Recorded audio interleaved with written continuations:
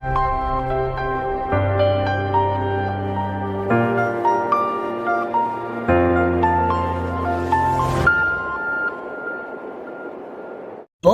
দেওয়ার মঞ্জিল থেকে এইমাত্র একটা GTR 35 বের হলো। পিছু করব? যেতে দাও।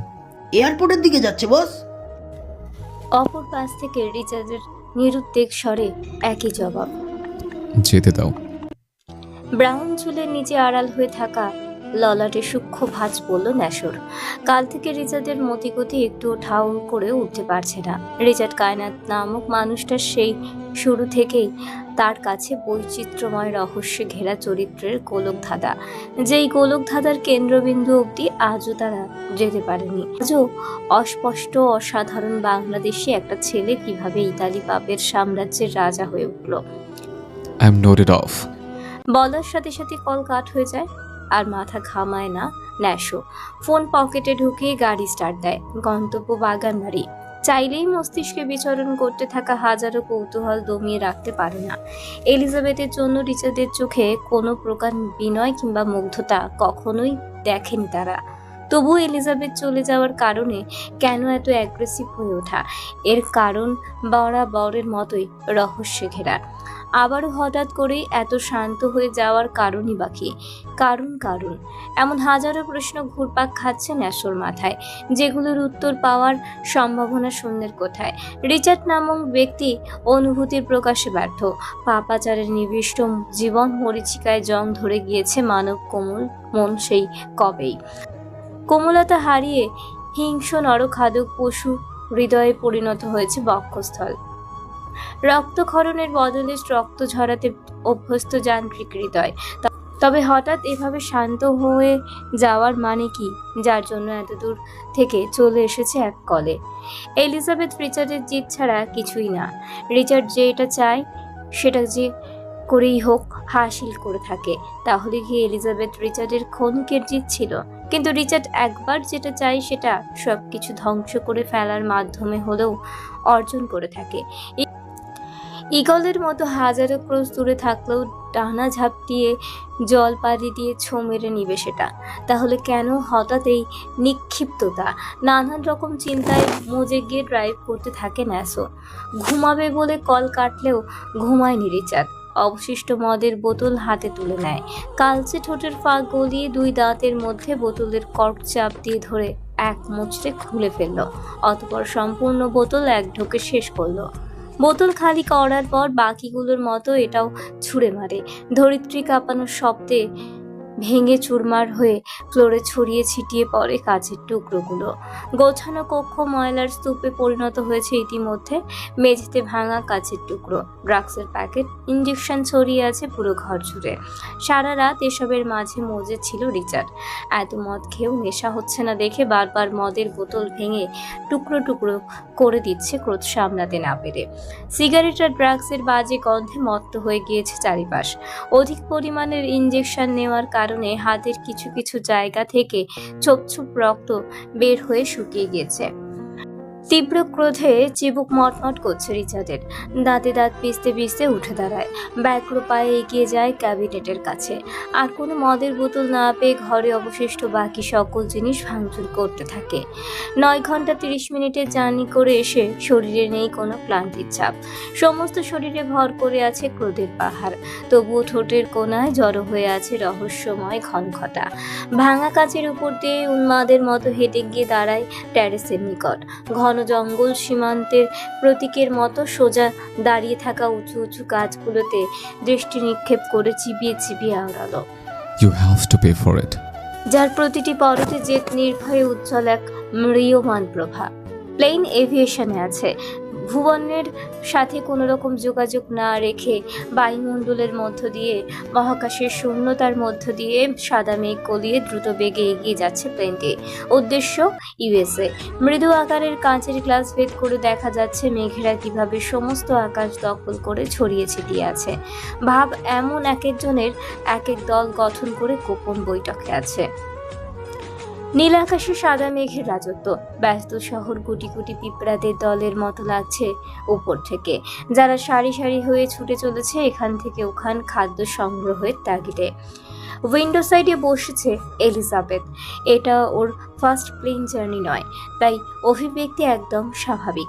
সুদূর আকাশের পানে শূন্য দৃষ্টিতে তাকিয়ে আছে সেই কখন থেকে, জড় বস্তুর মতো একদম জমে রয়েছে। দৃষ্টিতে প্রাণ থাকলেও ধ্যান নেই তাতে, ডুবে আছে এখনো রাতের ঘটনায়। এই মানুষটার সান্নিধ্যে আসা হয়েছে এখনো 2 দিনও হয়নি, এখনই কিভাবে ঢাল হয়ে পাশে দাঁড়িয়েছে তার। মাথার উপর ছায়া দিচ্ছে বটবৃক্ষের মতো, যা কখনোই পায়নি এলিজাবেথ, কখনোই না। অন্ধকার জগৎ থেকে তুলে এনে আলোর দিশারি করেছে তাকে, হাত বাড়িয়ে দিচ্ছে সামনে এগোনোর জন্য। অন্যের কলঙ্ক মুছতে গিয়ে নিজের জীবনে কাদা মাখিয়ে ফেলেছে। কত সহজেই পারছে লোকটা, তবুও কৃষ্ণ গহ্বরে নেই একটু বিষাদের ছাপ। ফ্ল্যাশব্যাক। হঠাৎ অসুস্থতার কারণে কাজে আসেনি, মাঝপথ থেকেই তাকে হসপিটালে নিয়ে ভর্তি করা হয়। বিয়ে পড়ানোর পরিবর্তে উকিল নিয়ে আসা হয়। সিদ্ধান্ত নেওয়া হয় রেজিস্ট্রি করা হবে আপাতত, দেশে ফিরে আবারও ঘটা করে বিয়ের অনুষ্ঠান করা হবে। তাকবীর দেওয়ান, যার নামে দলীয়করণ হবে এলিজাবেথ একটু পর, একটা সাইনের মাধ্যমে অতি সুন্দর এবং মহৎ হৃদয়ের অধিকারী পুরুষের সাথে জড়িয়ে দিবে নিজের অগোছালো জীবন। যে মানুষটা কথা দিয়েছে তাকে আগলে রাখবে সযত্নে। মাটিতে পড়ে থাকা ফুলগুলোর মতো শখ করে তুলে তাকে বৃক্ষপটের বা পাশে সাদা শুভ্র পাঞ্জাবির পকেটে রেখে দিবে অতি যত্নে। এক মুহূর্তের জন্য নিঃসঙ্গতায় পুড়তে দিবে না। পথে মাঠে মিছিলে সব জায়গায় সঙ্গী হিসেবে রেখে দিবে বুকের বা পাশে। বা পাঁজরের হাড়ের অংশ করে নেবে তাকে। পবিত্র বন্ধনে আবদ্ধ হবে। কলঙ্কিত নারী থেকে হয়ে উঠবে এক নিষ্ঠাবান আদর্শ নীতিমালায় রচয়িত পুরুষের স্ত্রী, মিনিস্টার তাকবীর দেওয়ানের স্ত্রী, যাকে সে চিনত খুব আগে থেকেই, অনেক ভালো করে। বিয়ের কথা একটা কাকপক্ষীকেও জানানো হয়নি। তাকবীর এলিজাবেথের নিরাপত্তার কথা ভেবে সিদ্ধান্ত নেয় আর কিছুদিন পর সবাইকে জানাবে বিয়ের কথা। যখন অনুষ্ঠান করা হবে, মিনিস্টারের বিয়ে রাতারাতি ছড়িয়ে যাবে সকলের মাঝে। এভাবেই পরে তা কর্ণপাত হবে সেই নিকৃষ্ট মানবের। তাই কোনো রিস্ক নিতে চায়নি তাকবীর। বাবা তাজুয়ার আর নিজের 2 বিশ্বস্ত বডিগার্ড রেয়ান বিয়ানকে নিয়ে বিয়ের সম্পূর্ণ করার চিন্তা ভাবনা করে স্বল্প আয়োজনের মাধ্যমে। বিয়েতে এলিজাবেথের কোনো প্রকার অভিব্যক্তি বা ভূমিকা দেখার মতো ছিল না, না কোনো আগ্রহ, না কোনো উৎফুল্লতা, এমনকি কাঁদেওনি একবারের জন্য। হঠাৎ করেই নিজেকে শক্ত খোলসে আবদ্ধ করে ফেলে। তাকবীর নিজে পছন্দ করে এলিজাবেথের জন্য একটা লাল টুকটুকে বেনারসি কিনে আনে, কিন্তু এলিজাবেথ পড়তে চায়নি। তা নিয়ে তাকবীরও তেমন জোর করেনি এলিজাবেথকে। সম্পূর্ণ এখতিয়ার থাকা সত্ত্বেও চাপ দেয়নি এলিজাবেথকে। মনের ইচ্ছে মনের মধ্যে পোষণ করে রাখে কোনো এক বৃষ্টি বাদল দিনের জন্য। পরনে সাধারণ 3 পিস নিয়ে বিয়েতে বসে এলিজাবেথ। তাকবীর রক্তমাখা পাঞ্জাবি পরিবর্তন করে গায়ে নতুন পাঞ্জাবি চাপায় সাদা রঙের। এলিজাবেথ এক মুহূর্তের জন্য তাকিয়ে দেখেনি তার পাশে উৎসুক দৃষ্টিতে তাকিয়ে থাকা বাগদত্তার দিকে। তাকবীর শূন্য অভিব্যক্তিতে তাকিয়েছিল এলিজাবেথের নিস্তেজ হয়ে থাকা মুখশ্রীতে। তার আকুল মন খুব করে চাইছিল তার এলোকেশু একটু হাসুক, তার মতো ভিতরে ভিতরে হলেও ছটফট করুক, একটু একে অপরের হওয়ার খুশিতে। ব্যাস এইটুকুই চায় শুধু তার। তবে এবারে জোর করলো না তাকবীর। এলিজাবেথের মনের অবস্থা ভেবে সময় দিল আড়ষ্ট মেয়েটাকে একটু মানিয়ে নেওয়ার জন্য। সে অপেক্ষা করতে রাজি, অপেক্ষা করবে। উকিল সাহেব সকল কাগজপত্র রেডি করে রাখে। রেয়ান বিয়ান দুজনেই তাকবীরের পাশে বুক বেঁধে দাঁড়িয়ে আছে। দুজনের মুখেই আন্তরিক হাসি। যথারীতি সবকিছু সুন্দরভাবে এগোতে থাকে।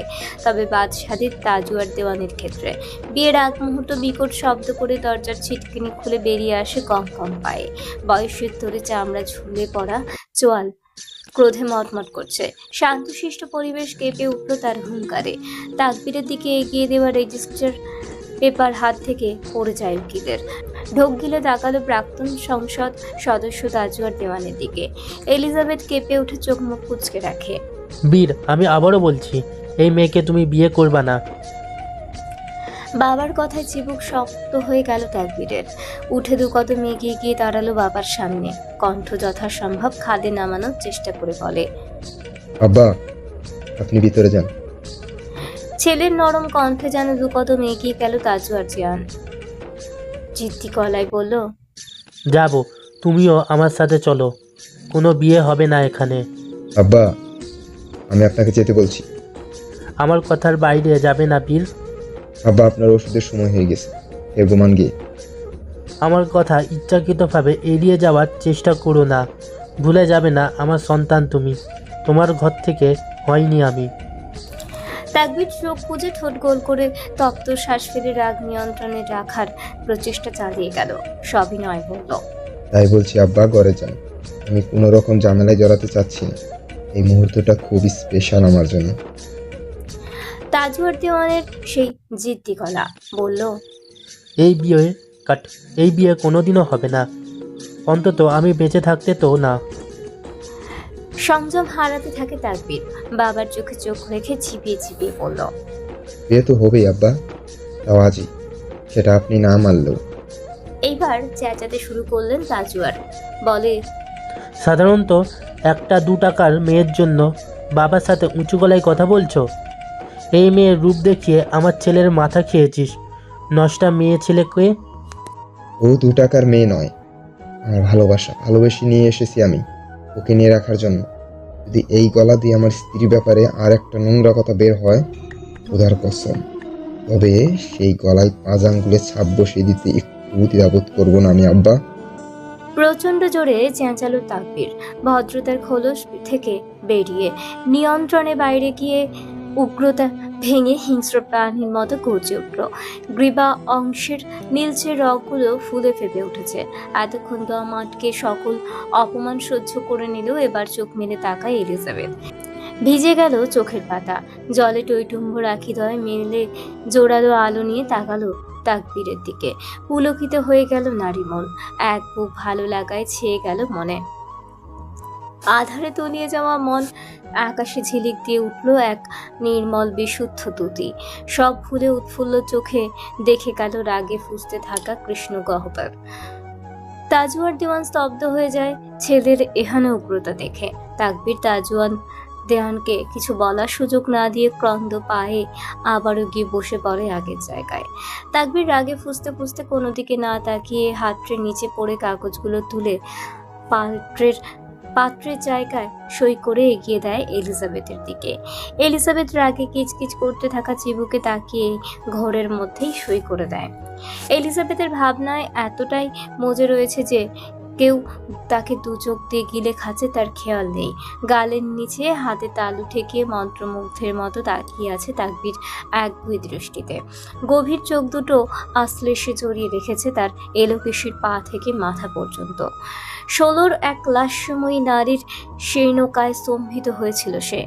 4 বছরের গঠনে অনেক পরিবর্তন আসলেও চেহারা থেকে এই বিষাক্ত মায়া এক ফোঁটাও এদিক সেদিক হয়নি। এই মায়াময় চেহারায় যে এক পলক তাকালেই নিজের ধ্বংস দেখতে পায় প্রেমিক পুরুষ। উলট পালট হয়ে যায় ভিতরের সবকিছু। সময় কত দ্রুত চলে যায়। ক্যালেন্ডারের পাতায় পিছিয়ে গেল আরো 4 বছর পূর্বে।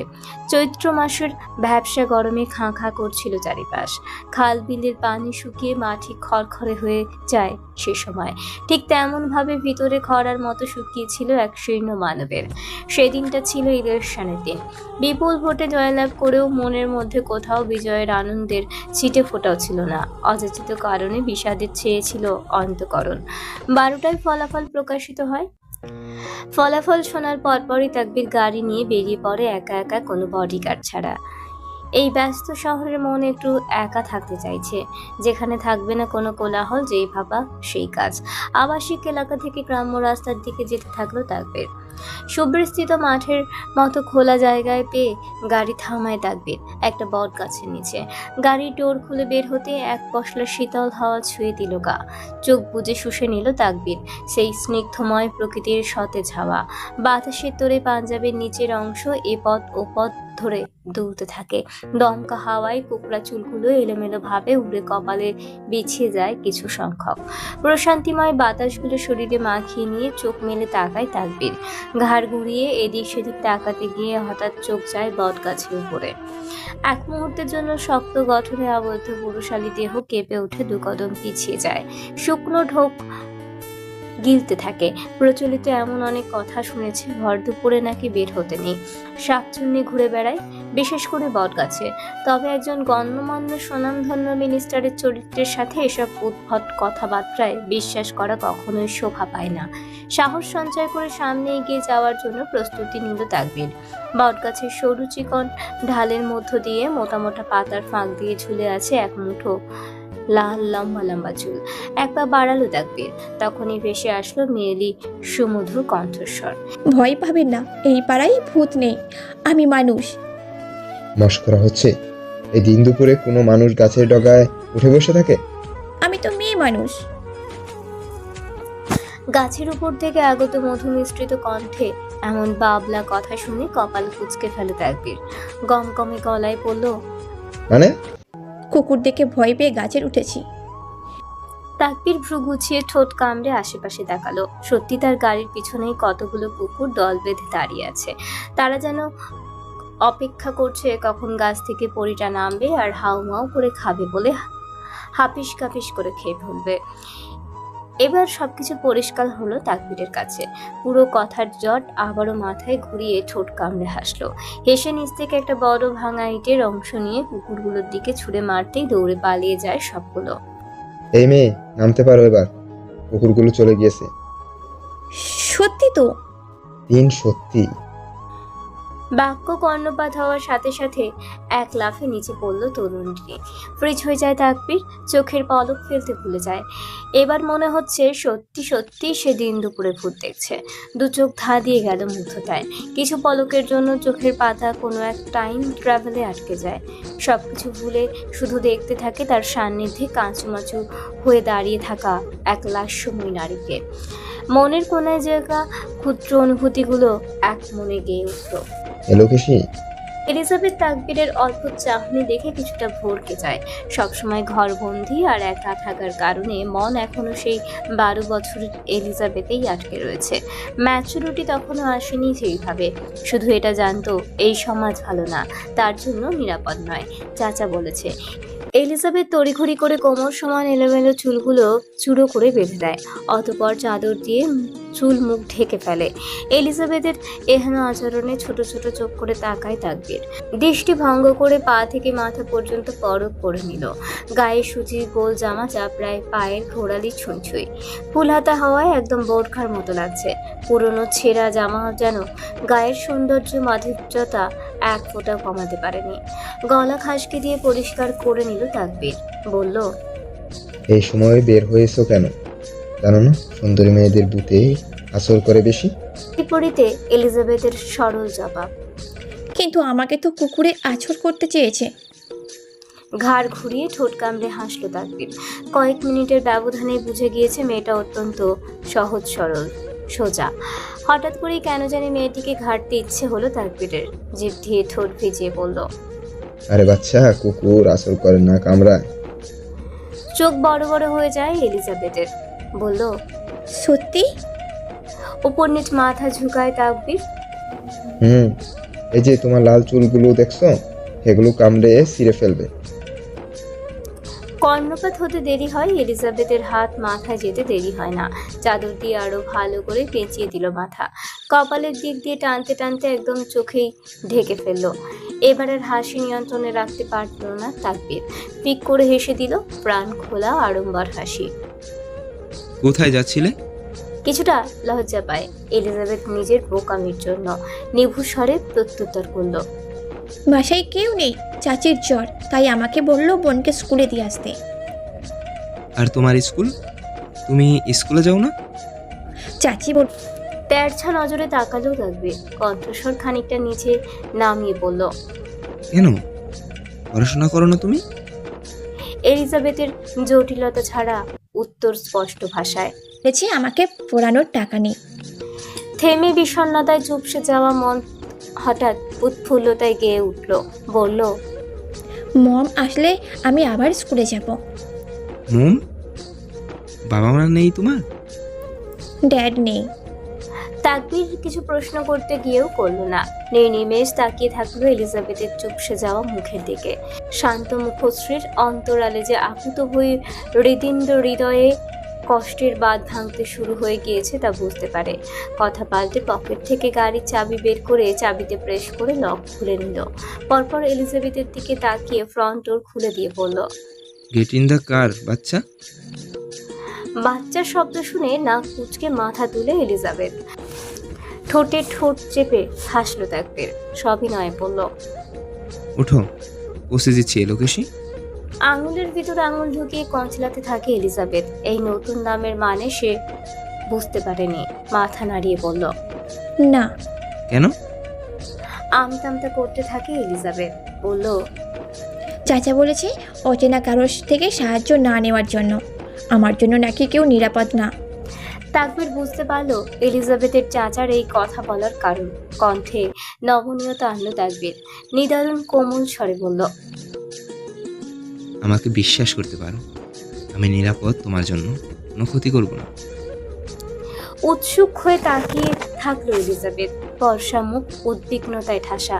এমনিতেই কুকুরের জন্য অনেকটা দেরি হয়ে গেছে, এখন হেঁটে গেলে আরো দেরি হবে। যত দেরি হবে চাচির কটু বাক্য তত বেশি হবে। খেতে দিবে না আজ নিশ্চয়ই। উপায়ন্তর না পেয়ে রাজি হলো এলিজাবেথ। তাকবীর এক চিত্তে হেসে নিজেও গিয়ে ড্রাইভ সিটে বসে গাড়ি স্টার্ট দিল। টুকটাক কথা বলে এলিজাবেথকে নিয়ে বাসায় গেল। ওই মাঠ থেকে বাসার দূরত্ব 15 মিনিটের। খুব আস্তে গাড়ি চালিয়ে আসলো তাকবীরের সময় লাগে মাত্র 5 মিনিট। ভিতরে ভিতরে খুবই ক্ষুব্ধ তাকবীর। সময় আজ এত তাড়াতাড়ি যেতে হলো, একটু থেমে থাকলে হতো না? শান্তিনিকেতনের সামনে গাড়ি থামায় তাকবীর। ভর দুপুর হওয়ায় আশেপাশে তেমন কেউই ছিল না। এলিজাবেথ গাড়ি থেকে নেমে একগাল হাসি দিল। সত্যি তো, তার কোনো ক্ষতি করেনি। চাচা তাকে যেভাবে বুঝিয়েছিল তেমন কিছুই হয়নি। আপনি খুব ভালো মানুষ। উইন্ডো মিরর নামালো তাকবীর। কথার বিপরীতে এক ফালি হাসি দিয়ে বলল, আমাদের আবারও দেখা হবে এলোকেশি। এলিজাবেথ তেমন মাথায় নিল না কথাটা, চলে গেল। তাকবীরও গাড়ি ঘুরিয়ে চলে আসে। সেদিন সেই জায়গা থেকে চলে আসলেও ঘর থেকে বের হতে পারেনি। এক অজানা অচেনা মেয়ে রাজত্ব কায়েম করে নিয়েছিল তার অন্দরমহলে। লোক লাগিয়ে এলিজাবেথের চাচাতো ভাই শিহাবকে ক্লাবে আনায় তাকবীর। শিহাব তখন মাদকে পুরোপুরিভাবে আসক্ত। তাকবীর শিহাবের কাছ থেকে জানতে পারে এলিজাবেথ এতিম। পরবর্তীতে এলিজাবেথের পরিবার নিয়ে আর মাথা ঘামায়নি তাকবীর। শিহাবকে শাসিয়ে এলিজাবেথকে স্কুলে ভর্তি করার কথা বললেও পরবর্তীতে বিদ্বেষমূলক কিছু কথা ভেবে তার হতে দেয় না। এই মেয়ে আগুন সুন্দরী, যেখানে যাবে সকলের ভস্ম হবে এই রূপে। সকল প্রকার সাইড এফেক্ট ভেবে এলিজাবেথকে স্কুলে পড়ানোর চিন্তাভাবনা বাদ দিল তাকবীর। তো শিহাবকে টাকা দিয়ে এলিজাবেথের ব্যাপারে সব খোঁজ খবর নিত সবসময়। অতিরিক্ত টাকা বাড়িয়ে দিত এলিজাবেথের জন্য। মাঝে মধ্যে নিজের শখ করে অনেক কিছু কিনেও দিত এলিজাবেথের জন্য। তবে তার কিছুই পেত না এলিজাবেথ। শিহাব সবকিছু নিজের নাম করে ইব্রাতকে দিত। তাকবীরের ভয়ে এলিজাবেথ শিহাবের প্রদৃষ্টি থেকে একটু ছাড় পেলেও একবারে মুক্তি পায়নি। কথায় আছে, কয়লা ধুইলে ময়লা যায় না। সুযোগ পেলে এলিজাবেথের স্পর্শকাতর জায়গায় হাত ছোঁয়াতো শিহাব। সেই সব কিছুই ছিল তাকবীরের অজানা। এক নাজুক মেয়ের এক দর্শনে স্তম্ভিত সে। ছটফটে মনকে কোনোভাবেই মানাতে পারতো না তাকবীর। অবুঝ বাচ্চার মতো সে মানতে নারাজ মেয়েটা এখনো বাচ্চা। সিয়াবকে টাকা খাইয়ে এলিজাবেথের বিয়ে আটকে রাখতে পারলেও নিজের ছটফটে মনকে বেঁধে রাখতে পারতো না তাকবীর। বারবার ছুটে যেত এক পল এলিজাবেথকে দেখার জন্য। শিহাবকে বলে প্রায়শই এলিজাবেথকে বাসা থেকে বাইরে বের করতো তাকবীর। সে সকল কিছুই সবিতা বেগমের অজানা ছিল।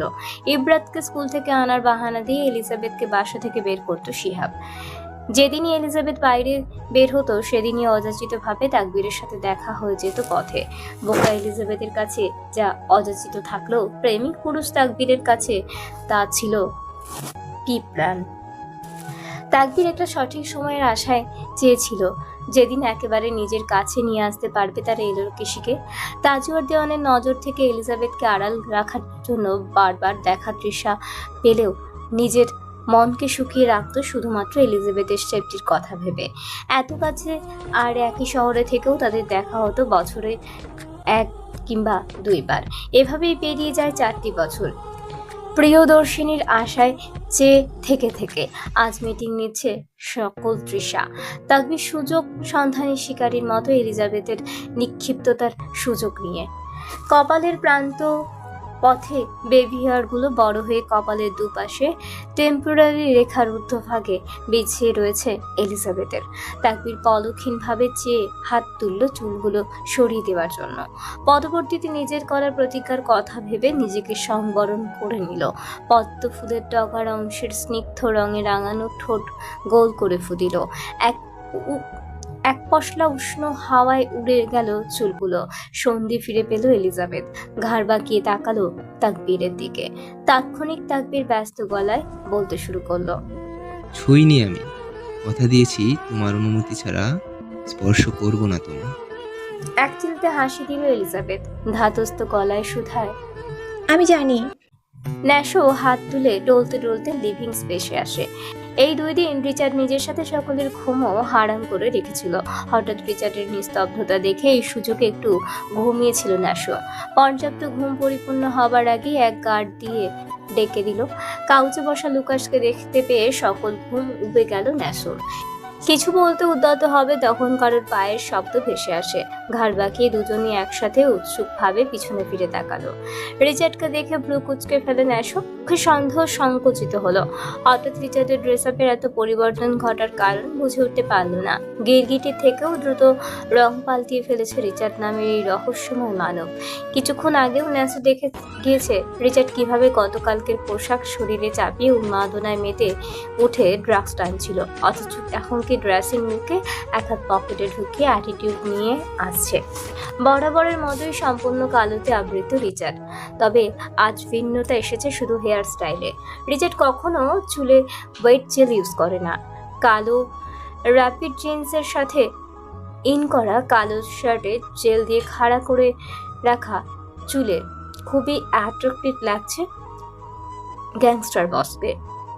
শার্টের হাতা কনুই পর্যন্ত ফোল্ড করে রাখা পরিপাটি করা, বা হাতের কনুয়ের নিচে জয়েন্টের হাড়ের গৌর বর্ণের শিরায় উপর আচ্ছাদিত P6 এর বার্নক্রফট সিলভার ব্রেসলেট। বুকের সামনে 2টি বোতাম খোলা, ফলস্বরূপ সুবিস্তৃত শক্তপোক্ত সুঠম বুক ভাসমান। অর্ধমাঙ্গে পরিহিত কালো স্নিকার্সের চপচপ শব্দের দফা রফা করে সরাসরি ন্যাশোর সামনে দাঁড়ায় রিচার্ড। গা থেকে ভেসে আসা ডার্ক পারফিউমের কড়া ফ্রেগ্রেন্সের মত্ত করে দিচ্ছে চতুষ্পার্শ্ব। রিচার্ডের ঠোঁটের কোণায় ঝুলে আছে প্রত্যাশিত আন্তরিক হাসি। ন্যাশো লুকাসের দিকে পূর্ণ দৃষ্টি নিক্ষেপ করে বলল, Get ready, boys. We're going on a trip. Lucas ন্যাশো একে অপরের দিকে চাওয়াচাই করে তপ্ত শ্বাস ফেলে দুজনেই চলে গেল তৈরি হওয়ার জন্য। লুকাস কিছুক্ষণ আগে মাত্রই আসলো রিচার্ডের কলে। এবার একমাত্র সৃষ্টিকর্তাই জানে এই জরুরি কল আর ট্রিপের পিছনে কি রহস্য লুকিয়ে রেখেছে এই রহস্য মানব। ন্যাশো কিছু পল বেজমেন্টের স্যাটারের সামনে দাঁড়িয়ে নিজেকে মনস্থির করে ব্যাগগুলো পায়ে হেঁটে ভেতরে ঢুকলো। ন্যাশোর কথায় পুরো 18 ঘন্টা পর আজ ইব্রাত আর সবিতা বেগমকে পানি দেওয়া হয়েছে, সেই সাথে কিছু খাবার হিসেবে মজুদ ছিল কিছু শুকনো খড়খড়ে রুটি আর গুড়। 5 দিন পর সবিতা বেগমকে খাঁচা থেকে বের করা হয়। দীর্ঘদিন অনাহারে থাকার কারণে খাবার দিকে ঝাঁপিয়ে পড়ে তার উপর।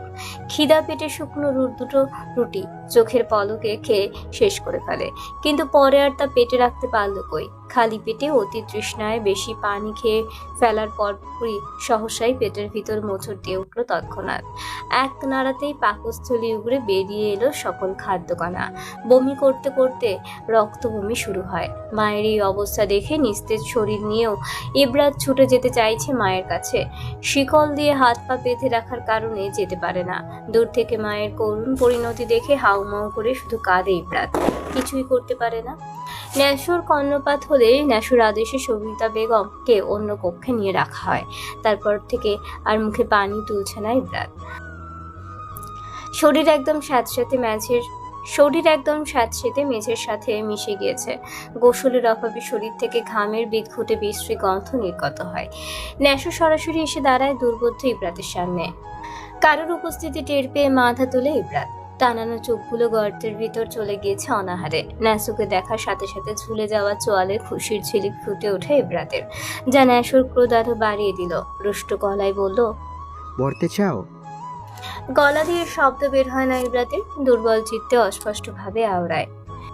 হ্যাঁ চাই তো, ওই যে আপনার প্রেমে। সে কর্ণপাত হতেই চোয়াল শক্ত হয় ন্যাশোর। চেঁচিয়ে বলল, happy you god Matt. I just fall in love. নেশা কেটে গেলে খেয়ে নিও। বলেই হনহনিয়ে চলে যায় ন্যাশো। সহসাই নিষ্পলক তাকিয়ে থাকলো ইব্রাত ন্যাশোর যাওয়ার পানে। হঠাৎ এক পিছলে হাসির রেখা মিলল ঠোঁটে। লাজুক হাসিতে শ্যামবর্ণের মুখশ্রী লাল হয়ে যায়। ক্যালিফোর্নিয়া মার্কিন যুক্তরাষ্ট্রের একটি অঙ্গরাজ্য। 1850 সালে যুক্তরাষ্ট্রের 31তম অঙ্গরাজ্য হিসেবে এটি অন্তর্ভুক্ত হয়। জনসংখ্যায় ক্যালিফোর্নিয়া যুক্তরাষ্ট্রের বৃহত্তম অঙ্গরাজ্য এবং আয়তনে এটি যুক্তরাষ্ট্রের তৃতীয় অঙ্গরাজ্য। ক্যালিফোর্নিয়াকে প্রকৃতি রাজ্যের রাজকন্যা বলা হয়। এখানকার মানুষের বসবাস প্রকৃতির সঙ্গেই। প্রকৃতির এই অপরূপ সৌন্দর্য উপভোগ করার জন্য প্রতি বছর নানা দেশ থেকে ছুটে আসেন অসংখ্য পর্যটক। ব্যয়বহুল এই যান্ত্রিক শহরে মানুষগুলো যন্ত্রণের মতোই তাদের জীবনযাত্রা। যান্ত্রিক শহরে মানুষের মনও যান্ত্রিক মেশিনের মতোই। আমেরিকার সব থেকে বড় বিমানবন্দর হলো ডেনভার আন্তর্জাতিক বিমানবন্দর, যা কলোরাডো রাজ্যে অবস্থিত। এটি আয়তনের দিক থেকে যুক্তরাষ্ট্রের বৃহত্তম এবং বিশ্বের দ্বিতীয় বৃহত্তম বিমানবন্দর। ডেনভার আন্তর্জাতিক বিমানবন্দর স্থাপত্য শৈলীর জন্য বিখ্যাত। এর ছাদ তিব্বতী তাঁবুর মতো দেখতে, যা রকি পর্বতের অনুকরণ করে তৈরি করা। এই বিমানবন্দরের প্রায় 100টির বেশি গেট রয়েছে এবং 3টি টার্মিনাল এভিসি, আন্তর্জাতিক এবং অভ্যন্তরীণ যাত্রীর জন্য। টার্মিনাল সি দিয়ে বের হয় রিচার্ড। তার সুবিস্তৃত সুঠাম দেহের পিছন থেকে আবছা আবছা আচ্ছাদিত হয় মার্শাল আর্ট দৈহিক গঠনের 2 পুরুষ, রিচার্ডের বিশ্বস্ত কালাচান আর মানিকচাঁদ। টার্মিনালের প্রধান ফটক পেরিয়ে পার্কিং লটের অভিমুখী হলে পিছন থেকে ভেসে আসে কারোর উচ্ছ্বাসিত কণ্ঠস্বর, যেন নিজের সম্পূর্ণ হুজুগ পুরুষালী রুক্ষ কণ্ঠস্বরে ঢেলে দিয়েছে। রিচার্ডের অভিব্যক্তি অত্যন্ত স্বাভাবিক। ভিনদেশী হয়েও নতুন জায়গায় এসে ওইভাবে কারোর মুখে নাম শুনে তার অভিব্যক্তিতে কিঞ্চিত উৎকণ্ঠা প্রতিফলিত হয়নি। সাধারণ চিত্তে পেছনে ফিরে রিচার্ড শুনে তার অভিব্যক্তি কোট শুট পরিহিত পোস্ট লোকের আনন্দিত অব্যয়ের দৃষ্টিকোণ হলো। হাতে বিশাল বড় ব্ল্যাক রোজের ফ্লাওয়ার বুকে। তার পাশেই ডজন খানেক কালো পোশাকধারী লোক দাঁড়িয়ে আছে। সকলের শার্টের অন্তরালে গোজা যান কবচের মেশিন। লোকটি দুহাত ছড়িয়ে এগিয়ে আসলো রিচার্ডের দিকে। চোয়াল ঝুলে যাচ্ছে প্রসারিত হাসির কারণে। লোকটির রত্নছায়া রিচার্ডের পায়ের উপর পড়তেই অগ্রিম বার্তা হিসেবে রিচার্ড হাত উঁচিয়ে থামিয়ে দেয় লোকটিকে। ক্লিন সেফটির কারণে ধারালো চওড়া তামুক স্টিলের নতুন পাতিলের নিম্ন অংশের ন্যায় চকচক করছে। চুপসে যাওয়া মুখ নিয়ে থেমে যায় লোকটি, তবে খাদে নামে না কণ্ঠ। সেই উচ্ছ্বসিত স্বর থেকে আবারও সন্নিহিত থেকে বলে, ওয়েলকাম ওয়েলকাম ক্রাইম লর্ড। থেমে রিচার্ডের দুপাশে রক্ষা কবচার বাজপাখির চোখে তাকিয়ে থাকা ন্যাসওয়াল লুকাসের দিকে তাকালো লোকটি। পরপর ওদের শক্ত চিবুকের বিপরীতে আন্তরিক হাসি দিয়ে ফুলের বুকে লুকাসের হাতে দিল লোকটি। রিচার্ড লোকটির কাজে ক্ষিপ্ততা প্রকাশ করলো, তবে লুকাসের উপর ফুল নেওয়ার জন্য কণ্ঠে কাঠিন্য বজায় রেখে কাট কাট গলায় বলল, Don't you know that? I don't like flower? রিচার্ডের ব্যস্ত বিদ্যুৎ বেগী চাহনি দেখে গলা শুকিয়ে এলো লুকাসের। এক মুহূর্ত ব্যয় করলো না লুকাস। পাশের ওয়েস্টবিনে ব্রুকে ফেলে দিল। লোকটির ভিতরে ভিতরে কিছুটা অপমানিত বোধ হলেও আঙুলে নিল না তেমন। রিচার্ডের দর্শন পেয়ে সে মহা খুশি। শুধু তেরছা নজরে তাকিয়ে দেখলো গার্ডরা দেখলো কিনা। লোকটা তাকানোর সাথে সাথে গার্ডগুলো মাথা নিচু করে ফেলে। এবার কিছুটা হলেও লজ্জায় স্তম্ভিত সে। Where's the car? অবমূল্যায়িত মানুষটা মনের ভিতরের কষ্ট, ক্রোধ, হতাশা বিজয়ের পরিবর্তিত হয়। বিজয়ের হাসি দিয়ে অতি উল্লাসে বলল, ওই যে গাড়ির পিছনে বস, আপনার পছন্দের ব্ল্যাক শার্ক। আঙুলের দৃষ্টি অনুসরণ করে তিনজনেই তাকালো সেদিকে। প্রধান ফটকের অভিমুখে দাঁড় করানো একটা বিলাসবহুল স্পোর্টস অ্যাক্টিভিটি, খুব আকর্ষণীয় ডিজাইন এবং শক্তিশালী পারফরমেন্সের BMW X6। ধরিত্রী তখন আধারে তলিয়ে গিয়েছে। সোডিয়ামের আলোতে BMWর বিখ্যাত কিডনি গ্রিল যা গাড়ির চেহারা আক্রমণাত্মকভাবে ফুটিয়ে তুলেছে। ঝোপের আড়ালে উৎপেতে থাকা ব্ল্যাক প্যান্থারের মতো শিকারী নজরে জ্বলে আছে LED হেডলাইট। বডিতে মডিফাইড আধুনিক ও আভিজাত্যপূর্ণ স্ট্রিমলাইন্ডে রিচার্ডের কোমরে এঁটে থাকা ব্ল্যাক লেদারের বেল্টের স্টিলের অংশে প্রতিবিম্ব পড়তেই প্রতিফলিত হতে থাকে। রিচার্ড ব্যাঘ্র পায়ে হেঁটে গাড়ির অভিমুখে অগ্রসর হয়। লোকটি পিছন থেকে একবার ছুটে গেল ডোর খুলে দেওয়ার জন্য। রিচার্ড গিয়ে প্যাসেঞ্জার সিটে জায়গা দখল করে নেয়। ন্যাসো ফ্রন্ট ডোরের কাছে গিয়ে ভিতরের ড্রাইভিং সিটে বসে থাকা ড্রাইভারকে ভ্রুচে বজ্রপাতের মতো গম্ভীর কণ্ঠে বলল, আউট। ড্রাইভার তৎক্ষণাৎ নেমে পড়ল। ন্যাসো গিয়ে বসলো ড্রাইভিং সিটে এবং অপর প্রান্তে লুকাস। রিচার্ড ড্রাগনের ট্যাটু খচিত হাতের তালুতে ট্যাব নিয়ে কিছু অবেক্ষিত করছে। ন্যাসো গাড়ি স্টার্ট দিল। বাতাসের বেগে গাড়িটি স্থান ত্যাগ করলো। এক মুহূর্ত সময় নিল না। এক্সজস্টের বজ্রপাত শব্দ ইতস্তত টের পেল গাড়িটির উপস্থিতি। লোকটি চুপসে যাওয়া মুখ নিয়ে তাকিয়ে দেখলো কেউ ধেউ ধেউ করে চলে যাওয়া গাড়িটি। অতঃপর গিয়ে অপর গাড়িটিতে গিয়ে বসে পড়ল। ড্রাইভার সাথে সাথে সামনের গাড়িটির পিছু নিল। গার্ডরাও গিয়ে বসে পড়ল অন্য গাড়িতে। এক এক করে 8টি গাড়ি বের হলো এয়ারপোর্টের অন্তরাল থেকে। উপস্থিত লোকটি হলো ক্যালিফোর্নিয়ার সব থেকে বড় ড্রাগ ডিলার আন্ডারগ্রাউন্ডের নাম আলাদিন উইলিয়াম। উচ্চতায় অতি ক্ষুদ্র। ইতালির ড্রাগস সকল চালান রিচার্ডের কাছ থেকেই নিয়ে থাকে। তাছাড়া রিচার্ডের হাত বড়। আরও 6টি দেশের লিঙ্ক আপ আছে। ফলস্বরূপ রিচার্ডের মাধ্যমে নিজের ব্যবসার বিস্তৃতি লাভ করতে পারছে। তাই তো এত তোষামত। রিচার্ডের সকল অস্ত্র আলাদিনের কাছ থেকে নিয়ে থাকে। সেখান থেকে এই চালানেই সারা বছরের চেয়ে অধিক মুনাফা পেয়ে থাকে আলাদিন। মোট কথা, আলাদিন রিচার্ড দুজনের কাস্টমার বিভিন্ন পরিপ্রেক্ষিতে। তবে তাদের মধ্যে পার্থক্যতা রাজা ও প্রজার মতো। BMW-টি প্রতি 5.2 সেকেন্ডে 0 থেকে 60 মাইলও অতিক্রম করে যাচ্ছে। টুইন চ্যাটপোডাইজ ইনলাইন 6টি সিলিন্ডার ইঞ্জিন দ্বারা চালিত গাড়িটি স্বল্প সময়ের মধ্যে গিয়ে থামে একটি রিসর্টের সামনে। আধুনিকতার কোনো ছোঁয়া লক্ষ্য করা যায় না তেমন বাইরে থেকে রিসর্টের। রিচার্ডের গাড়িটি পরপর এসে থামে বাকি 7টি গাড়ি। এল সিস্টেমের একতলার রিসর্টটি সুবিস্তৃত জায়গা নিয়ে তৈরি। মিশরীয় কারুকার্যের ছাপ ফুটে উঠেছে রিসর্টটিতে। আলাদিন চটজলদি গাড়ি থেকে নেমে ডোর খুলে দিল। রিচার্ড বেরিয়ে কোনো দিকে না তাকিয়ে গম গম পায়ে সোজা ভিতরে যায়। অযাচিত কারণেই চওড়া তামুল শক্ত করে রেখেছে। কোনো স্টাফ এগিয়ে আসে না। আলাদিন আগে থেকেই পুরো রিসর্ট বুক করে রেখেছিল।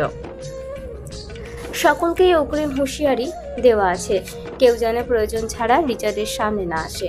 বিশেষ করে ফিমেল স্টাফ, তাই কেউ কোনো প্রকার ফর্মালিটি দেখাতে আসে না। আগে থেকেই রুম সেট করে ডোর ওপেন করে রেখেছিল। রিসর্টটি বাইরে থেকে দেখতে যতটা সাধারণ, ভিতর থেকে ঠিক ততটাই অভিজাত্যে ভরপুর। রাজকীয় ছোঁয়ায় সজ্জিত প্রতিটি কোণা। আলাদিন দম আটকে রেখে রিচার্ডের পিছু পিছু যাচ্ছিল। রিচার্ডের লম্বা লম্বা কদমের সাথে তাকে এক প্রকার দৌড়াতে হচ্ছে। কিছু ফিমেল স্টাফ আড়াল থেকে রিচার্ডের লুক দেখে বিস্মিত হচ্ছে। উত্তপ্ত খড়খড়ে মরুভূমির পানেও তাকিয়ে আছে মনোমুগ্ধকর দৃষ্টিতে। সাগরের ওপার থেকে দেখলে মনে হয় কত সুখ আর সুখ, অথচ এপারের মানুষগুলোই জানে জীবন কেমন বিভীষিকাময়। ঠিক তেমনই রিচার্ডের সৌন্দর্য এবং ব্যক্তিত্ব। সরাসরি রুমে গিয়ে কাউচে বসে রিচার্ড পায়ের উপর পা তুলে খোলা বারান্দার সামনে ছোট টেবিল থেকে রেড ওয়াইন নিয়ে খেতে শুরু করে। শূন্য অভিব্যক্তি, তবে শূন্য দৃষ্টিতে জমে আছে ক্রোধের পাহাড়, যা সমস্ত শরীর গ্রাস করে নিচ্ছে ধীরে ধীরে। সময় যত গড়াচ্ছে ভিতরের পৈশাচিক আত্মা তত নাড়া দিয়ে উঠছে। শক্ত চিবুকে এক দৃষ্টিতে তাকিয়ে দেখতে সমুদ্রের উথাল পাতাল ঢেউ। সামনে সমুদ্র, কাচের গ্লাস ভেদ করে বাইরের সকল কিছুই সুস্পষ্ট। আলাদিন স্বস্তির নিঃশ্বাস ছাড়ে। রিসর্টের ব্যাপারে রিচার্ডের হতে কোনো রকম প্রতিক্রিয়া না পেয়ে অনেকদিন যাবৎ একসাথে পথ চলা। রিচার্ডের রুচিবোধ সম্পর্কে খুব ভালো করেই জানে আলাদিন।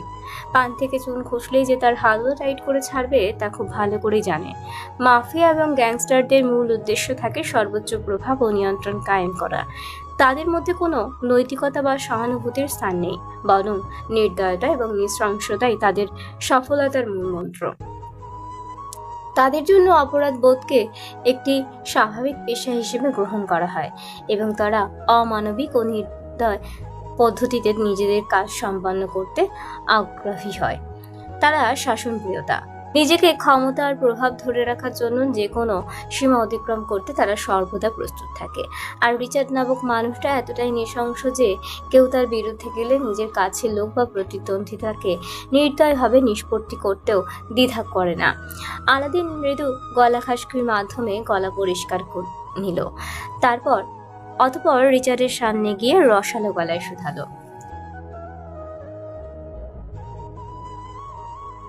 লুকাস আর ন্যাশো দূরে দাঁড়িয়ে থেকে কিঞ্চিত বিরক্ত হলো আলাদিনের অতিরিক্ত আগলা তোষামত দেখে।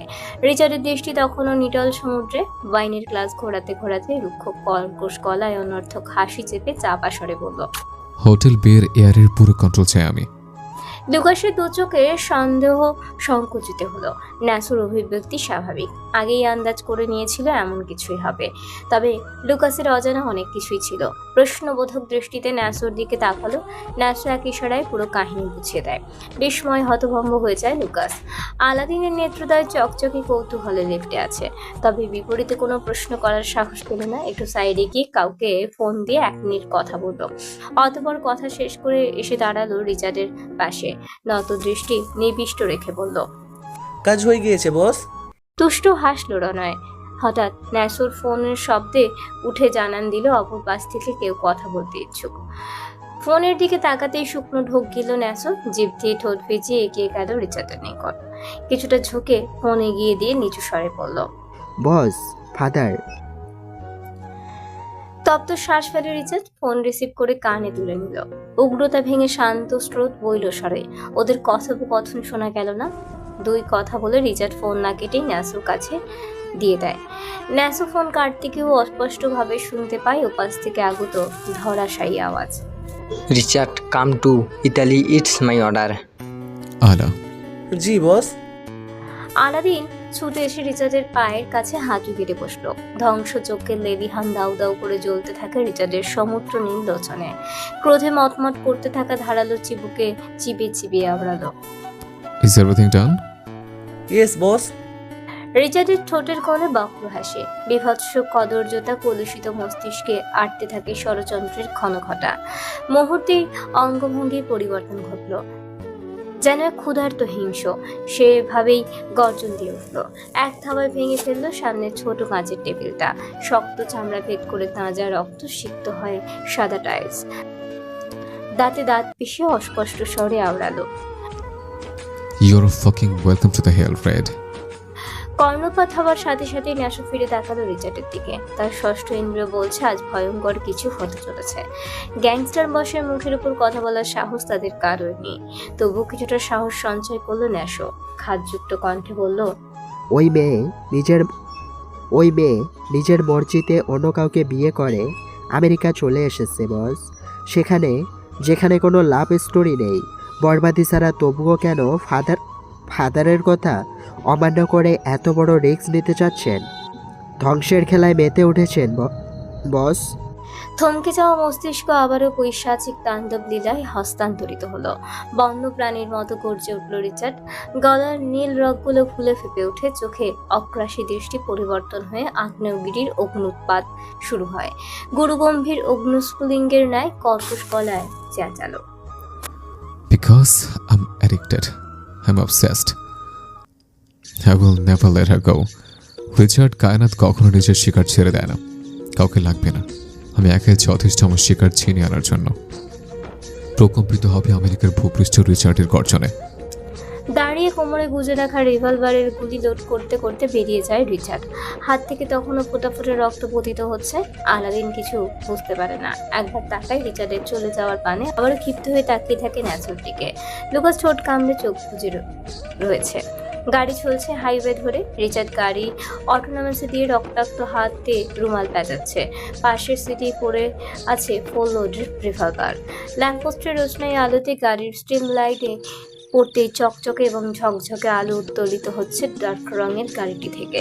গাড়িটির প্রতিটি কোণ সূর্যের আলোর মতো উজ্জ্বল জ্বলজ্বল করছে। সড়কটি একটানা চলে। মফস্বলের নীরবতা ভেঙে গাড়ির গতির শব্দ। কিছু দূরের গাড়ির বাতি ছাড়া আর কিছুই দেখা যায় না। গাড়ির উইন্ডো অর্ধেক খোলা। বাহির থেকে ব্যস্ত শহরের ঠান্ডা বাতাস সুর করে ভেতরে ঢুকছে। হঠাৎ খোলা রাস্তায় গাড়ির শক্তিশালী ইঞ্জিনের গর্জন ভেসে আসলো। রিচার্ড লুকিং গ্লাস দিয়ে বাইরে তাকাতেই ঠোঁটের কোণে বাঁকা হাসি ফুটে উঠল। দুপাশে দুই ডানা ছড়িয়ে দেওয়ার মতো আকস্মিক রিচার্ডের গাড়ির দুপাশ থেকে বেরিয়ে আসলো দুটি গাড়ি। অর্ধেক খোলা জানালা দিয়ে পাশের গাড়িতে তাকালো রিচার্ড। ন্যাসো গাড়ি চালাতে চালাতে রিচার্ডের দিকে তাকিয়ে বাঁকা হাসি দিল। অতঃপর রিচার্ড তাকালো অপর পাশে। লুকাসও একই হাসি দিল। রিচার্ডের ঠোঁটের আগায় বক্র হাসি। একটি শুনশান রাস্তা দিয়ে তিনজন নরখাদক একসাথে BMW X6 চালিয়ে যাচ্ছে। তিনজনের ঠোঁটে ঝুলে আছে বাঁকা হাসি। তাদের চোখ শীতল, কতটা কাঁপা, যেন তারা জানে যে এই মুহূর্তে কেউ তাদের বিরোধিতা করতে সাহস করবে না। একসাথে তিন গাড়ির আক্রমণাত্মক ইঞ্জিনের গর্জনে কেঁপে উঠেছে আকাশ। হেডলাইটের নীল আলোতে লাগছে তিন ব্ল্যাক প্যান্থার শিকারে বের হয়েছে। শিকারেও যেতে যেতেও তারা আমেজে মেতে উঠেছে। তিনজনের মধ্যে প্রতিযোগিতা শুরু হলো। সেকেন্ডের ব্যবধানে একটি গাড়ি অপর গাড়িটিকে ছাড়িয়ে চলে যাচ্ছে। রাস্তার লাইনগুলো তাদের গতির সাথে মিলিয়ে দ্রুত পেছনে যাচ্ছে। তিনটি গাড়ির ইঞ্জিনের গর্জন কানে বাজছে, যেন যুদ্ধের গর্জন। ঝড়ের বেগে এগিয়ে যাচ্ছে গাড়িগুলো একটা আরেকটাকে ছাড়িয়ে। গতি ও সময়ের সাথে তিনটা গাড়ির অদৃশ্য শক্তিতে আবদ্ধ। তাদের ইঞ্জিনের আওয়াজ আরো বাড়ে। বাতাসের বিরাট ঝাপটা তৈরি হয়। গাড়ির টায়ারগুলো রাস্তার উপর কামড় দেয়, যেন রাস্তায় আর সহ্য করতে পারছে না। রিচার্ড উইন্ডো সম্পূর্ণ মিশিয়ে দিল। অতঃপর এক হাতে রাখে স্টিয়ারিং এর হুইল, অপর হাত রাখে এমার্জেন্সি ব্রেকে। দেখাতে শুরু করে নিজের দক্ষ হাতের খেল। একটি সিগন্যাল পরিবর্তনের সাথে সাথে রিচার্ড তীব্র গতিতে এগিয়ে গিয়ে লুকাসকে কিছুটা পিছনে ফেলে দেয়। তবে ন্যাসো দক্ষতার সাথে গাড়িটি দ্রুত বাঁক নেয় এবং রিচার্ডের গাড়ির সামনে চলে আসে। তবে ন্যাসো বেশিক্ষণ টিকতে পারে না রিচার্ডের সাথে। চোখের নিমেষে ইঞ্জিনের ধোঁয়া উড়িয়ে চলে যায় রিচার্ডের গাড়ির ধোঁয়া তীব্র গতির ট্রেন রাস্তা জুড়ে ছড়িয়ে যায়। আর শহরের অন্ধকারে গাঁট বাঁধা দুই চালকের চোখে এক ধরনের শীতল উত্তেজনা দেখা যায়। বরাবরের মতো এবারেও ফোঁস করে নিঃশ্বাস ফেলে লুকাস ন্যাসো। ক্যালিফোর্নিয়ার সব থেকে বড় কন্টিনেন্টাল হোটেল হলো বেরিয়ার। এই হোটেলের কুলিং, হিটিং, এয়ার ফ্লো নিয়ন্ত্রণ থেকে শুরু করে এক্সট্রিম আরাম সকল ধরনের সেবা প্রদান করা হয়। এই সিস্টেমগুলো হোটেলের সার্বিক আরাম এবং অতিথিদের অভিজ্ঞতা উন্নত করতে বিশেষভাবে ডিজাইন করা হয়। এই ধরনের হোটেলগুলোতে সাধারণত পার্সোনাল সুইমিং পুল থেকে শুরু করে বার এবং লাউঞ্জ সকল কিছুই থাকে। এমনকি সিঙ্গেল রুম থেকে শুরু করে সম্পূর্ণ অ্যাপার্টমেন্টের ব্যবস্থাও রয়েছে। এলিজাবেথের সন্ধ্যায় হোটেলে উঠেছে। তাকবির এলিজাবেথের ইনসিকিউরিটির কথা ভেবে 3 রুমের বড় অ্যাপার্টমেন্ট নেয়। 27 ঘন্টা জার্নি করে শরীর একদম নেতিয়ে গিয়েছিল এলিজাবেথের। রুমে ঢুকে ফ্রেশ হয়ে না খেয়ে ঘুমিয়ে পড়ে। তাকবীর নিজেও ক্লান্ত, তবুও একবার ডেকেছিল এলিজাবেথকে দরজার বাইরে থেকে, কিন্তু কোনো সারা শব্দ না পেয়ে পরে নিজে গিয়ে ঘুমিয়ে যায়। এলিজাবেথের ঘুম ভাঙে 11টায়। ঘুম থেকে উঠে পুরো অ্যাপার্টমেন্ট খুঁজেও কোথাও তাকবীরকে পায়নি এলিজাবেথ। ফোনও নেই যে কল করবে। অজানা শহর। ঘাবড়ে যায় এলিজাবেথ। হঠাৎ চোখ যায় ডাইনিং স্পেসে। এগিয়ে যায় এলিজাবেথ। দেখতে পায় কয়েকটা শপিং ব্যাগ আর পাশেই হালকা কিছু খাবার রাখা। এলিজাবেথের কপালে ভাঁজ পড়ল। কৌতূহলী হয়ে একটা শপিং ব্যাগ হাতে তুলে নিল। ভিতর থেকে বেরিয়ে আসলো একটি গোল্ডেন কালারের সফট সিল্কের শাড়ি। চোখ ছানা বড়া হয়ে যায় এলিজাবেথের। চোখ বড় বড় করে চেয়ে থাকে শাড়ির দিকে। অসম্ভব সুন্দর শাড়িটি।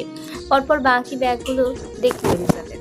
যত দেখছে চোখে ফুটে উঠেছে তত বিস্ময়তা। মিনিমালিস্ট জুয়েলারি থেকে বেরিয়ে এলো একটু ছোট্ট চিরকুটে পড়তে প্রশান্তিময় হাসির অস্পষ্ট ঝলকানি ফুটে ওঠে ঠোঁটে। কেন জানি মনে হলো এলোকেশি লাল চুলের সাথে গরনে সোনালি শাড়ি খুব মানাবে। নিচে অপেক্ষাই করছি আমি। শিরশিরে অনুভূতিতে চোখ ভিজে এলো এলিজাবেথের। একটা মানুষের মধ্যে কতটা ধৈর্য আর কতটা ভালোবাসা থাকলে এত সুন্দর করে এতগুলো জিনিস কিনতে পারে, শাড়ির সাথে ম্যাচিং করে, তাও আবার একজন পুরুষ মানুষ। 8 বছরে হয়তো এই এফোর্ট আগে কখনো পায়নি এলিজাবেথ। পেয়ে এসেছে শুধু ছোট বোনের পুরনো জামা কাপড়। চাচাও কখনো চাচির ভয়ে সাহস করে এলিজাবেথের জন্য কোনো কিছুই কিনে এনে দিতে পারতো না। তবে হঠাৎ এলিজাবেথের মন বিষণ্ণতায় চুপসে যায়। শেষ শাড়ি পরেছিল আজ থেকে আরো 8 বছর আগে। মম পরিয়ে দিত শখ করে, কিন্তু এখন কিভাবে ফিরিয়ে দিবে একটা মানুষের আবদার যে এত শখ করে এত আয়োজন করলো। ভাবনার মাঝেই কলিং বেল বাজলো। এলিজাবেথ পিফল দিয়ে দেখলো একজন ফিমেল স্টাফ দাঁড়িয়ে আছে। আশ্বাস পেয়ে দরজা খুললো এলিজাবেথ। স্টাফটি মৃদু হাসি দিয়ে আন্তরিকভাবে বলল, হ্যালো ম্যাম, স্যার আমাকে পাঠিয়েছে আপনার হেল্প করার জন্য। এলিজাবেথ অবাক খুশি দুটো একসাথেই হলো। মানুষটা কিভাবে জানি না বললেও বুঝে যায় সবকিছু। স্টাফ এলিজাবেথকে খুব সুন্দর করে শাড়ি পরিয়ে দেয়। প্রসাধনী বলতে কিছুই লাগলো না এলিজাবেথের। এইগুলোর প্রয়োজন কখনোই হয় না তার। এমনিতেই রূপে অপসরা, শুধু ঠোঁটে ডার্ক রেড লিপস্টিক লাগিয়েছে। শাড়িতে সৌন্দর্য যেন আরো দ্বিগুণ বাড়িয়ে দিয়েছে। চুলগুলো আছড়িয়ে পিঠে ছেড়ে দিল। শাড়ির আঁচল কিছুটা ঢিলে করে দেওয়ার জন্য ধনুকের মতো বাঁকানো কোমর উন্মুক্ত। তবে তো লম্বা চুলের আবরণে ঢাকা পড়ে যায়। সোনালি চুলগুলো যেন দ্রুতি ছড়াচ্ছে চারিপাশ। তাকবীরের আনা জুয়েলারি থেকে একটা ডায়মন্ড এর নেকপিস আর স্টাড ইয়ারিং পরলো। হাতে স্টোনের পাতলা দুটো চুড়ি পরে নিল। আয়নার সামনে গিয়ে অদ্ভুতভাবে নিজের দিকে তাকিয়ে থাকলো এলিজাবেথ। দেখতে থাকলো নিজের আসল রূপ সৌন্দর্য, যা এতদিন চাপা পড়েছিল কদর্যতায়। ভাগ্যের পরিণতি তাকে কই থেকে কই নিয়ে গেল, আবার ভাগ্যের পরিণামই তাকে আগের জায়গায় নিয়ে আসলো। এইভাবে আর কত ঘুরবে ভাগ্যের চাকা? অনেকদিন পর শাড়ি পরার কারণে হাঁটতে একটু অসুবিধা হচ্ছে এলিজাবেথের। তবুও লিফট থাকায় বেঁচে গেল। এত বড় হোটেলে একতলাতেই দুটো করে লিফট। ওদের অ্যাপার্টমেন্টের পাশেই ছিল লিফট। তাকবীরের কথা অনুযায়ী এলিজাবেথ 12 ফ্লোরে চাপলো। লিফটের দরজা খুলতে চকচকে আলো এসে চোখে পড়তে চোখ বুজে ফেললো এলিজাবেথ। এখানে মানুষের সঙ্গম অনেক বেশি। সব এক প্রকার ঘিচকিচ করছে মানুষের। চাকচিক্য লাইটের আলোতে জলজল করছে চারিপাশ। সকলে ফুর্তি আমেজে মেতে আছে। সবার হাতে হাতেই ওয়াইনের গ্লাস। রাত 1টা তাদের কাছে পার্টির জন্য বেস্ট টাইম। দীর্ঘ 8 বছর ঘরবন্দি থাকার পর হঠাৎ এত মানুষ দেখে মাথার মধ্যে চাপ অনুভূত হয় এলিজাবেথের। আবছা আবছা ফ্ল্যাশব্যাক হতে থাকে এলিজাবেথের ড্যাডির কফিনের সেই দৃশ্য। পুলিশ সাংবাদিকে গম গম করছিল তাদের বাগান। হঠাৎ অহর্নিশে কর্ণপাত হলো এক মুঠো মিষ্টি রোদ। চৈত্রের খড়খড়ে মৌসুমি বয়ে গেল পৌষ মাসের ঠান্ডা শীতল হাওয়া, যা প্রবাহিত হলো অন্তস্তকরণে। কারুর গরম নিঃশ্বাস আঁচড়ে পড়ছে এলিজাবেথের কাঁধে। ভয় পাবার কিছুই নেই, আমি আসি তো। চৌকিতে পেছনে ফিরে চাইলো এলিজাবেথ। চোখের মধ্যে উকি দিল এক ফালি মুগ্ধতা। কৃষ্ণ গহ্বরের দিকে তাকিয়ে স্বস্তির নিঃশ্বাস ফেলে এলিজাবেথ। অতি নিকটে দাঁড়িয়ে থাকা পুরুষটির হৃদস্পন্দনও জমে গেল। চোখের পাতার মতোই মনের অজান্তেই এক হাত চলে গেল বৃক্ষপথে। অনুভব করছে বুকের ভেতরে ড্রিম ড্রিম শব্দ হচ্ছে, যা থামার নামই নিচ্ছে না। চোখ ধাঁধানো মুগ্ধতায় একগুঁয়ে দৃষ্টিতে তাকিয়ে আছে সামনের লাস্যময়ী নারীর দিকে। আপনি? তাকবীর তখনও মন্ত্রমুগ্ধের মতো তাকিয়েছিল। এলিজাবেথের শব্দে ধ্যান ভাঙে, তবে দৃষ্টি ভঙ্গ হয় না। একই দৃষ্টিতে চেয়ে থেকে আবেশিত গলায় বলল, হ্যাঁ আমি। তোমার আপনিটা, শুধু তোমারই আপনিটা। তাকবীর নিজেও আজ এলিজাবেথের শাড়ির সাথে মিলিয়ে গোল্ডেন কালারের পাঞ্জাবি পরেছে। এলিজাবেথ আজকে পূর্ণ দৃষ্টি দিল তাকবীরের কৃষ্ণ গহ্বরে। বাঙালি ছাপের চেহারায় অসম্ভব মায়া ভর করে আছে। তাকবীরের চুলগুলো কুকড়া কুকড়া চুলে এলিজাবেথের পছন্দ না, তবুও কেন যেন এই চুলে তাকবীরকে খারাপ লাগছে না তার কাছে। উচ্চতায় বেশ। ওইদিকে চলো। এলিজাবেথ দৃষ্টি সরায়। তাকবীরের দেখানো রাস্তা ধরে হাঁটতে থাকে আগে। তাকবীর পিছনে পিছনে যায়। এলিজাবেথের শাড়ির আঁচল ফ্লোরে লেপটে যাচ্ছে। তাকবীর কোনরূপ দোলায়মান না হয়ে আলগোছে শাড়ির আঁচল হাতে তুলে নেয়। দেশের গণ্যমান্য মিনিস্টার বউয়ের শাড়ির আঁচল ধরাতেই আত্মসম্মান কেটে ছোট হয়ে যায়নি। স্বাচ্ছন্দ্যে এগিয়ে যাচ্ছে বউয়ের পিছু পিছু আঁচল আগ দিয়ে। কিছু ভিনদেশি পর্যটক কপাল কুঁচকে তাকিয়ে আছে তাকবীরের দিকে। সকলের চাওয়াকে উপেক্ষা করে গিয়েই ওরা পৌঁছালো ওপেন রুফটপে। এলিজাবেথ চোখ বড় বড় করে তাকবীরের দিকে পিছনে ফিরে তাকালো। এখানে তো কেউ নেই। স্মিত হাসলো তাকবীর, বলল, পুরোটা বুক করেছি আমি। তাই বলে এত বড় জায়গা? All of this for our first night special. কর্ণপাত হওয়ার সাথে সাথে বুকের ভেতর চাপ দিয়ে ধরলো এলিজাবেথের। উৎফুল্ল অবয়ে আধার নেমে আসে। তাকবীর জিভ কাটলো। নিজের প্রতি খুব রাগ হচ্ছে, কথা পাল্টে বলল, আই মিন, এটা আমাদের ফার্স্ট ক্যান্ডেল লাইট ডিনার। স্মিত হাসে এলিজাবেথ। স্পর্শা মুখ থেকে সরে না উৎকণ্ঠা। গোলাপের পাপড়ি ও ছোট ছোট মোমবাতি দিয়ে সাজানো টেবিলের কাছে গিয়ে চেয়ারে বসলো। এলিজাবেথের অভিমুখে বসলো তাকবীর। সব সময়ের মতো ঠোঁটে লেগে আছে অমায়িক হাসি। হঠাৎ করে সোডিয়াম লাইটের সকল আলোগুলো নিভে গেল, আধারে তলিয়ে গেল পুরো জায়গা। আজ আকাশে রূপালি থালার মতো গোল চাঁদটিও নেই, নেই চাঁদের আলো। হঠাৎ করেই গোলাপের পাপড়ির নিচ থেকে ঝলমলে আলো ভেসে আসলো। গ্লো স্টিক ছেটানো ছিল ফুলের পাপড়ির নিচে, চারিপাশ আধারে তলিয়ে যেতেই জলে আলো জ্বলে উঠল নিচ থেকে। রঙিন গ্লো স্টিকের ভিন্ন রঙের ঝলমলে চারিধার আলোর ন্যায় জল করে উঠল এলিজাবেথের মুখশ্রী। এসব কখন করলেন? ঘুমাননি আপনি? তাকবীর তখনও টেবিলে কোণে বসিয়ে হাতের তালুতে গাল ঠেকিয়েছিল এলিজাবেথের দিকে। প্রত্যুত্তরে ফিজেল হাসলো ও নরম স্বরে বলল, ঘুম আসছিল না? অদ্ভুত। খুবই অদ্ভুত প্রেমের মালা। মানে? এলিজাবেথের চোখে কৌতূহল।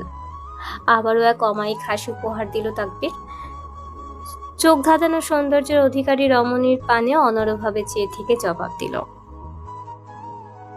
শাড়িতে তোমাকে অপরূপ সুন্দর লাগছে এলোকেশী। খানিকটা লজ্জা পেল এলিজাবেথ। এই ধরনের অভিনন্দন জানানে একেবারেই নতুন এলিজাবেথের কাছে। প্রেমিক পুরুষদের কাছ থেকে প্রশংসা পাওয়ার কিশোরী জীবন তার কেটেছে এক কোণে পড়ে থেকে। তাকবীর বুঝলো এলিজাবেথের ব্যাপারটা। লজ্জা মাখা রক্তিম বর্ণের মুখ দেখে ঠোঁট কামড়ে হাসলো তাকবীর। এলিজাবেথকে সহজ হতে সুযোগ দিয়ে জুসের গ্লাসটি এগিয়ে দেয় এলিজাবেথের দিকে। হঠাৎ অসাবধানতায় কিছু জুস পড়ে যায় এলিজাবেথের শাড়িতে। আটকে উঠে দাঁড়িয়ে যায় এলিজাবেথ। উড়ুর উপরে গুজে রাখা আঁচলের কিছু অংশ ভিজে যায়। তাকবীর খেই হারিয়ে তড়িঘড়ি করে উঠে টিস্যু এগিয়ে দিল এলিজাবেথের দিকে। সরি। এলিজাবেথ টিস্যু নিয়ে ভেজা অংশ মুছতে মুছতে বলল, এইভাবে বলবেন না, আপনি তো আর ইচ্ছে করে এমন করেননি। নিজের কাজে খুবই অনুতপ্ত তাকবীর। মুখ গহ্বর একদম চুপসে গিয়েছে। নিচু গলায় বলল, এভাবে শুকাবে না। ওয়াশরুম থেকে ড্রাই করে নিয়ে এসো এলোকেশী। কথার সাথে মতামত পোষণ করলো এলিজাবেথ। জানতে চাইল, ওয়াশরুম কোন দিকে? আঙুলের ইশারায় দেখিয়ে দিল তাকবীর। বলল, ওইদিকে। বলে এলিজাবেথের পিছু যেতে নিলে আটকায় এলিজাবেথ। আমি পারবো, আসতে হবে না। মাথা নাড়িয়ে সম্মতি জানায় তাকবীর। একজন মিনিস্টার হয়ে বউয়ের শাড়ির আঁচল ধরে হাঁটা সাধারণ দৃষ্টিতে দৃষ্টিকটু না দেখালেও বউয়ের পিছু পিছু লেডিস ওয়াশরুমে যাওয়াটা দেখায়।